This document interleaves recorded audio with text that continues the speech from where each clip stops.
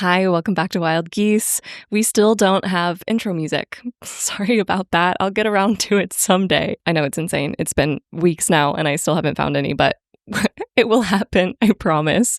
I'm really excited about today's topic. We're going to be talking about the intersection between your creative energy and your sexual romantic energy, aka Eros. And I feel like I'm probably going to be referring to and saying the word Eros quite a lot. So just to establish what we're talking about right at the beginning, Audre Lorde has an essay called The Uses of the Erotic as Power. And there's a little section where she kind of defines what we're talking about really well. She says the very word erotic comes from the Greek word eros, the personification of love in all its aspects, born of chaos and personifying creative power and harmony. When I speak of the erotic, then, I speak of it as an assertion of the life force of women, of that creative energy empowered, the knowledge and use of it which we are now reclaiming in our language, our history, our dancing, our loving, our work, our lives. And first, I want to give you a little bit of an insight into what led me in the direction of being kind of obsessed with this topic. So a couple months ago, you might remember, if you've been listening to Wild Geese for a while, I had a whole episode that was just about my New York City dating experiences. And that was the first episode back after a very long hiatus. I hadn't put out an episode in, I think 4 months. I don't know. And when people would ask me why I had taken such a long break, I would be like, well, it's because it's summer and I don't want to turn off my AC and my AC is really loud. It's hard to record with that. But really, that was just an excuse. Really, what was happening was that I was pouring all of my energy, quite literally all of it, into dating, which I'm almost embarrassed to say, but I'm also not, because it was my first time being single as an adult woman in New York City, and I was just having fun. I actually launched this podcast for the first time very soon after a breakup from a long-term relationship. And it was a creative project that was really lovely that I poured into that helped me have something else to think about during that time, right? But then I remember one day sitting on the train to New Jersey with my friend Becca, and we were just talking, and I was like, I am so excited to have a crush again. And I don't know if you've ever felt this. I know some people are like, why would you want to have a crush? Having a crush is the worst experience ever, blah, blah, blah. But when you've gone so long without that sort of new feeling with a person, it is so exciting to think about those first moments of excitement and first moments of attraction with a person. It makes me think of a video that Ruyi put on TikTok where the caption was, "Why Desiring Desire is About Creativity." And I remember being very struck by that title. But basically, she was talking about how a while ago she got kind of obsessed with people who had humiliation kinks, trying to understand why they have a humiliation kink. And so she put out this call on Twitter, basically being like, hey, if you have a humiliation kink, I want to talk to you about why. I want to talk to you on the phone. And she got a yes from somebody who agreed to talk to her on the phone about it. And as she was talking to this guy, he was saying how he really likes to be denied things that he wants because it makes him want it more. And that just made her realize that the state of desire itself is desirable. And she ends the video by saying, having a crush will bring you places that you would not go with a gun under normal circumstances. So desiring desire is desiring for motivation, for purpose, for conviction, for dedication. Okay, so I don't know that I had that insight when I was saying that I wanted a crush again. I think I was just remembering that sort of high that you get from liking a new person and feeling the sort of energy between you and a new person for the first time. And I was really craving that. So I dove into the dating scene. And if you want to hear more about it, there is a whole deep dive episode about it, and I'm not going to get into that here. But in my pursuit of a crush and desire and all of that, I completely abandoned the podcast. Not only that, I also abandoned my business in a way. I mean, I was still working with clients, but I was not marketing my business. I was doing the bare minimum that I could in my career. And you know what? I wouldn't take it back. I was having a lot of fun. I was learning a lot about myself. It was a period of my life that I think I did need. But in doing that, I was also giving these people a lot of power over my life without really realizing it because I was abandoning my creativity. It was really interesting because I had a guy who I had been talking to for a couple of months ghost me back in November. But right before he ghosted me, it was almost like he handed me the keys to get the hell over it without really realizing it. This guy was a music producer. If you listen to the dating episode, you've heard the story already. But he was a music producer. He had a couple of demos on SoundCloud, and he knew that I wrote lyrics. So he sent me the demos and was like, please write lyrics to these. And the fact that he ghosted me right after I shared the song with him did make me spiral a little bit about like, oh, was the song that bad? But in writing lyrics to this guy's music, I was like, oh, like I got that like hit of creative satisfaction from creating a piece of music. And this was happening at a point where I wasn't even like romantically talking to this man anymore. He was just a man that I had dated for a second and wasn't dating anymore, but he was asking me to write lyrics to his songs. And there's also something to be said, and something that I've been thinking about more and more, is that sometimes people that you're having situationships with, or like maybe it starts as something romantic and then something comes about that makes it clear that you actually aren't compatible in that way. Sometimes those people that you feel that attraction to are meant to be creative partners. They're not meant to be romantic partners. And romantic partners can also be creative partners. But some of those people that become like these heart-wrenching situationships, they should have been your creative partner. And I think that that was the case with this guy. And if he would have had the emotional capacity not to ghost me, maybe we would have been very strong creative partners to each other. But alas. Anyway, so that situation really just reminded me what it feels like to feel that sense of creative satisfaction. And around the same time, I saw a post by a woman named Rosie Ramada, who is a music producer. And she wrote a whole post about creativity and how to dive into your own creativity. And I'll pop some screenshots on the screen if you're watching this on YouTube or on Spotify. But basically, she was just talking about how if you dedicate 1 hour every single day to improve one skill, you will get better at that skill. Like, it's just inevitable. And so after writing lyrics to this song, I was like, okay, I'll do this for songwriting. For a couple of weeks, I was doing this with songwriting. But then at a certain point, I was like, Anna, you have this whole creative project that you've completely sidelined for so long. Like, what if you did this and you said, okay, I'm going to dedicate 1 hour every single day to the podcast that I completely poo-pooed when I jumped back into dating. And all of this was happening as I was moving through the hurt feelings and weird limerence-y stuff of being ghosted by this guy. For anyone that's not chronically online, I'm just going to read the definition of limerence. Limerence is a state of mind resulting from romantic feelings for another person. It typically involves intrusive and melancholic thoughts or tragic concerns for the object of one's affection, along with a desire for the reciprocation of one's feelings and to form a relationship with the object of love. People are using this term more and more often now, but basically I think of limerence just as those intrusive thoughts that are taking away from your life. It is impeding your ability to be fully present in your day-to-day life. It's an incredibly, incredibly frustrating feeling.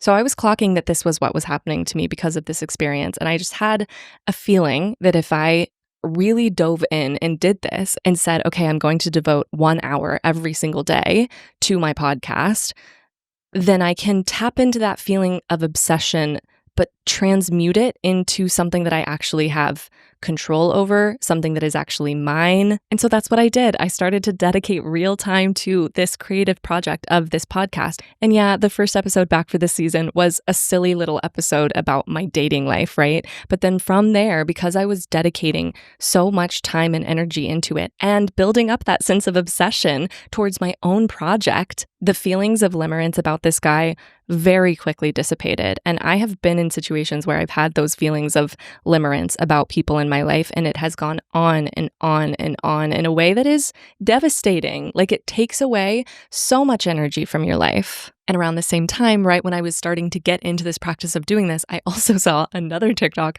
I'm absolutely dying at the fact that all of the sources that I have so far for this video are TikToks, but that's where I was at a couple months ago, okay? These were the things that were spurring this sort of like evolution in me. What a dramatic way to say it, whatever. You know what I mean? This change. The change in me. Anyway, this woman named Vanessa on TikTok, I will have her stuff linked. I'm not sure what her last name is, but it's like Vanessa Life is Art or something like that. After I saw this TikTok, I literally could not stop thinking about it for weeks. So I pulled the transcript and I'm going to be reading some of it.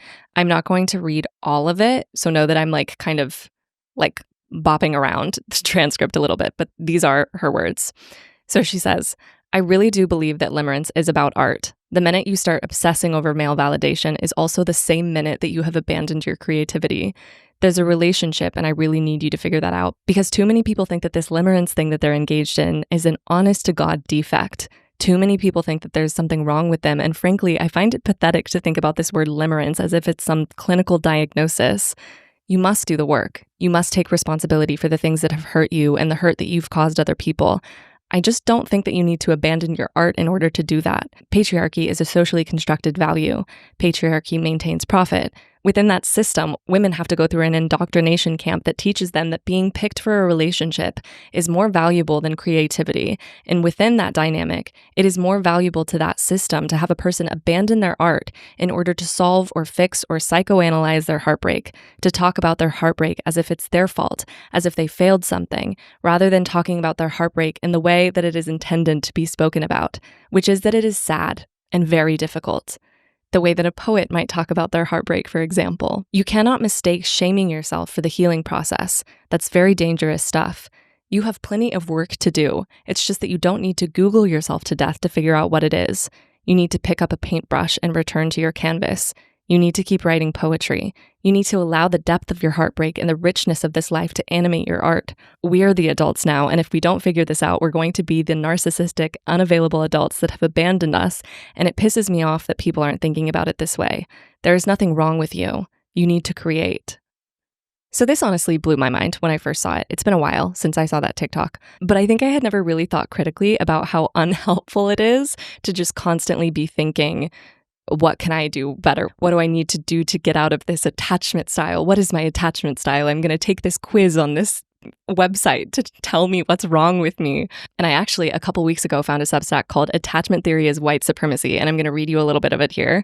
It says, attachment theory's diagnostics categories, secure, anxious, avoidant, disorganized, function as moral judgments disguised as psychological assessment.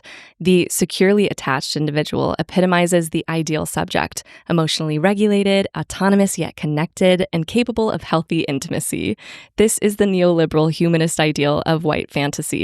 Self-sufficient, rational, and stable. Deviation through culture, oppression, or trauma is framed as a deficiency, with survival strategies pathologized as disorders. The function serves not mental health, but power, control, and the flow of life and death. Normalcy becomes a loaded signifier that carries these functions. The subject internalizes the external judgment of dominant systems. It is not the gaze from without that wounds, but the gaze turned inward, embedded in the psyche, policing from within. This creates a paranoid subject, the depressive subject, hypervigilant to perceived deviations from the norm, haunted by the fear of falling short, not just of personal expectations, but of an invisible, ever-present authority. So basically, labeling yourself as anxious or avoidant or disorganized or whatever is actually just a way to police yourself and shame yourself and dig yourself deeper and deeper into this pit of limerence or whatever it is that you're facing. I want to clarify here that I think that it can be healthy to be aware of anxious behaviors, avoidant behaviors, disorganized behaviors, whatever, but I do think that labeling yourself as one or labeling other people as one is where it becomes dicey territory of just making moral judgments on other people. And this impulse that we have to label ourselves as one thing makes it really, really hard to move from one state to another, right? If I identify as a person with an anxious attachment style, then it's really easy for me to be well, that's who I am. I have an anxious attachment style versus no, sometimes I exhibit anxious behaviors and I can become aware of those behaviors and go from there. Hopefully you get the difference that I'm talking about. And look, I know that last passage was a lot. So just to put it in a real world example, I genuinely think that when that guy ghosted me and I started to experience all of these kind of obsessive thoughts where it was taking away from my life, I don't know, I was trying to hang out with my baby niece and I was having obsessive thoughts about some dumb guy. That is the type of thing that is so irritating and does take away from your life that's right in front of you. And in the past, when I have experienced heartbreak, I have done the thing of well, I need to heal. I need to meditate through this. I need to evolve into the most perfect human being, the most healed human being, and then this won't happen to me again. And I could have fallen into that this time around. And I genuinely think that if I would have been well, maybe it's because I did this thing that made me made it very clear that I have an anxious attachment style, blah, blah, blah. Maybe it was this, maybe it was that, and tried to play detective in my head to become this pinnacle of the healed version of myself. If I would have gone down that route, I think that I still would be trapped in these obsessive thoughts to some degree. And I wouldn't have started this podcast back up again. I wouldn't have tapped into the community that I've tapped into here. And I wouldn't have tapped into the creative energy that I've tapped into with this podcast. This podcast has given me something to think about every single moment of every single day.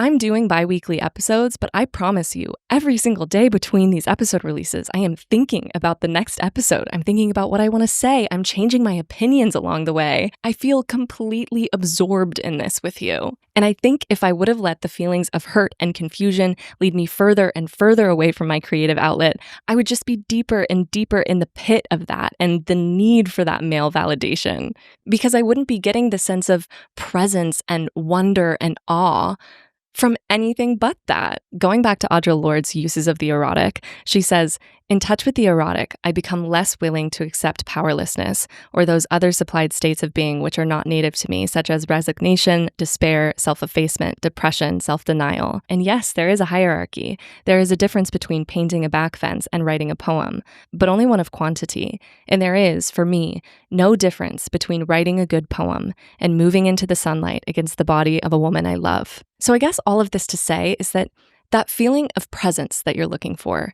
that want to get away from the obsessive thoughts of limerence, or even wanting to get out of your imagination of like building up scenarios of your crush, you can find that in love, and you can find that in art. And you don't have to resign yourself to a life where you're only ever experiencing Eros when you are in love. And you don't have to pathologize and shame yourself for your want for love. There's a substack called Not All Love Stories Are Romances by Soleila, where she writes a whole essay about this idea that I sort of very quickly touched on earlier, about how some of the people that you have an attraction to should actually just be creative partners, and they're not actually meant to be romantic partners. But she wrote something about the intersection of creative and sexual energy that I want to read to you.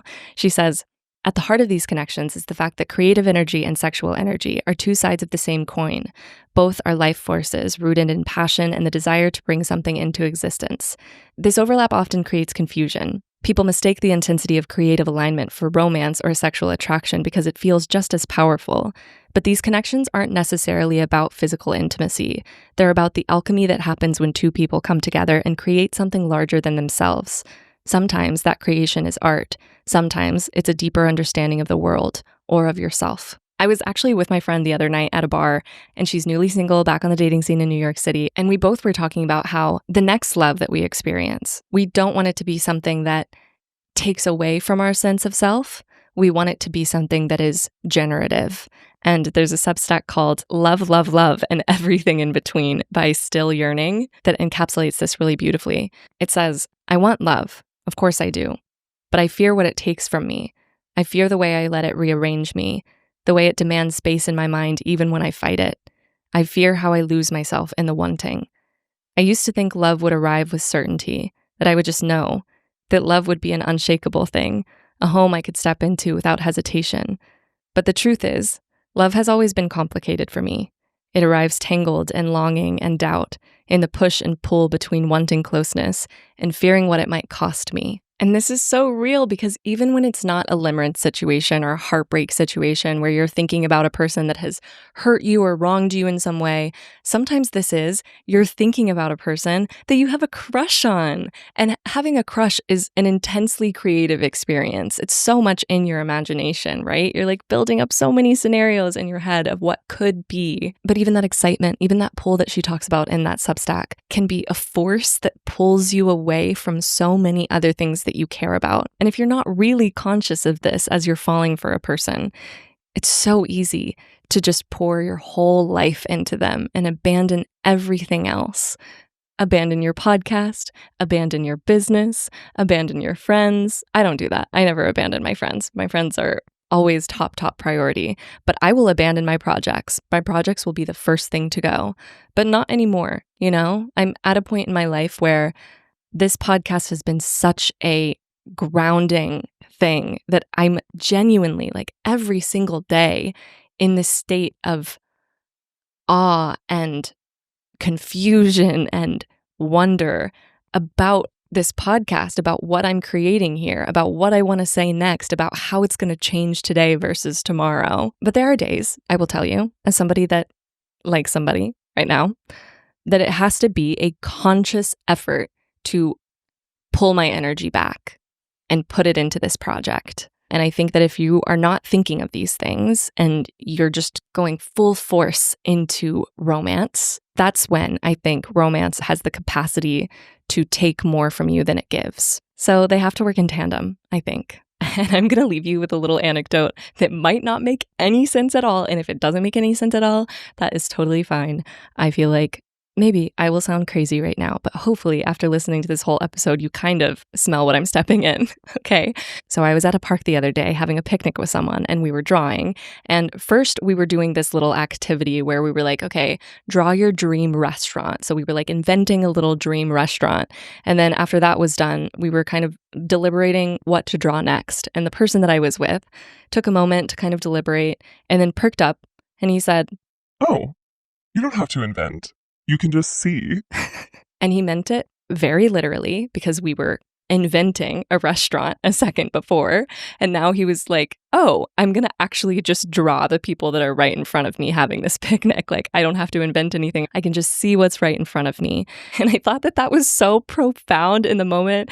And I didn't really have the words to explain why I felt like it was profound, but it felt like a little piece of poetry just like flopped out of his mouth on accident. But I think I'm thinking about those moments of limerence and those moments of like romantic obsession where you're so in your head and you're thinking like maybe you've just had your heart broken and like going back to the ghosting example, someone just ghosted you and all you can think about is why and going over the last moments with them and like imagining this scenario where they come back and tell you why this happened and all of this stuff and you're so stuck in that you can't pay attention to what's right in front of you. I think that art is the thing that can help you go from inventing all of that stuff in your mind to being able to just see what's right in front of you and come back into presence. Another example of how this phrase I feel like connects to this topic so well is actually not from heartbreak, but just the amount of time that you spend in your head imagining love. You know, if you're a little freak like me,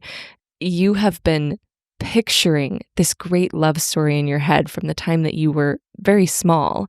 And that won't be the case for everyone, right? That's not how everybody's brain works. That's not what everybody thinks about. But for me personally, that is the type of thing that I dreamt up, you know, for so many years. It's why there are so many romance novels out there.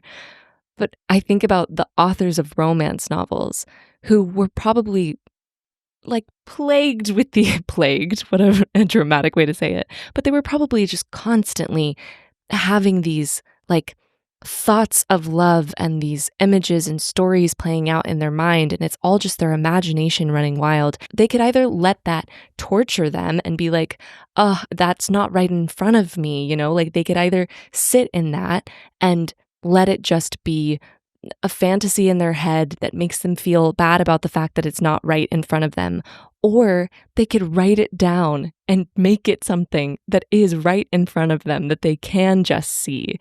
They can paint what they're seeing. They can make it something that they can just see. I hope I'm making sense. I also think that this applies to the moment when you are actually in love. I saw a TikTok the other day where somebody was asking, I think their husband, what it feels like to fall in love, what it felt like for him. And he basically said, like, it felt like all of the things that I had imagined in my head were actually happening in real life. And so being in love creates this moment where you go from invention to just seeing what's right in front of you. And if you stop making art right in that moment when you fall in love, that's such a missed opportunity to capture what you're seeing and feeling and be able to look back on it years from now when maybe that love is no longer there. Maybe it is, but like art can be a little time capsule for you so that you don't spend your entire life in the moments when you're not in love in your head. You can actually be here now. It's an opportunity to reclaim that energy, even if it has to be a conscious, effortful thing. And I also just think that that phrase is profound, even if you're just talking about creativity, because creativity and romance offers you this opportunity to bring something that has been in your imagination and make it something that you can actually just see. And maybe I'm making no sense at all right now to anyone but myself. I tried to explain this to someone the other day and they were like, what are you talking about? So if I'm making no sense here at the end, hopefully I made some sense at some point in this episode. And if I didn't, oh well. I just keep going back to Ruyi though, because she has so much incredible content about Eros and creativity. And she has a video about how crushes are an amazing scenario builder.